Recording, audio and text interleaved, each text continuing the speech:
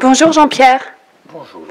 Merci de prendre ce temps pour transmettre ou pour partager ton expérience avec l'onde du dragon.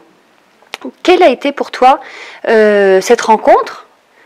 Pourquoi tu as trouvé l'envie de pratiquer le Qigong et spécifiquement l'onde d'un dragon?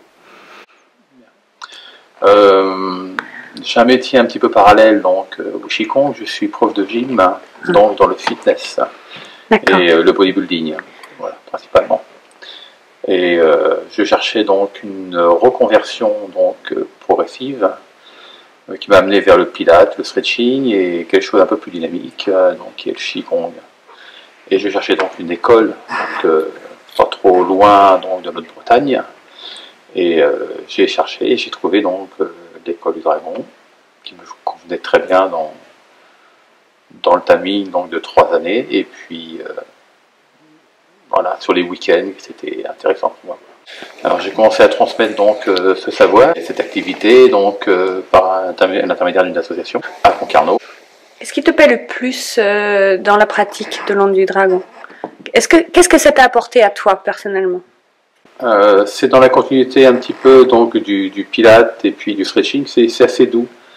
Donc c'est voilà, les mouvements se font dans la fluidité, dans l'étirement, dans la souplesse, voilà. Je ne cherchais pas au départ un Qigong fort et donc je m'y retrouve. C'est une belle continuité. Plus tard, aller vers des Qigong pour les enfants, mais un petit peu après plus yang peut-être dans le Qigong aussi Shaolin, pour faire un petit cocktail, voilà. Parce que là, on travaille dans les arts énergétiques, c'est quand même très subtil. C'est très subtil par rapport à ce qu'on ressent, et encore dans certaines activités de bodybuilding, il faut être très très précis aussi. Ah oui. Là, mais c'est fait différemment, vu qu'on est très fort dans la contraction, et là on est plutôt dans la fluidité, et puis le relâchement, c'est différent totalement. Voilà. C'est intéressant, oui, en fait...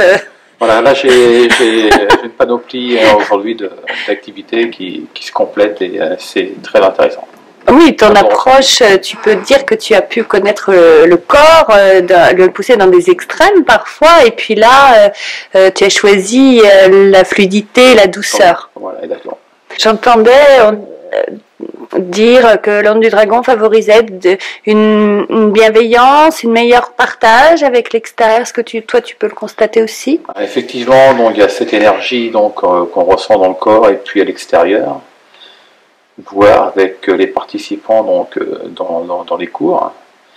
Et c'est un partage qui peut être subtil, effectivement.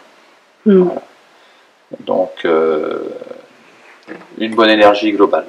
Jean-Pierre, on peut te retrouver, tu disais à Concarneau? À Concarneau, au centre Espace Forme à Concarneau. Au centre Espace Forme, et là, on peut recevoir des cours. Voilà, avec l'association donc d'ateliers de soi. Atelier de soi. Voilà. Merci beaucoup. Merci. De ton témoignage.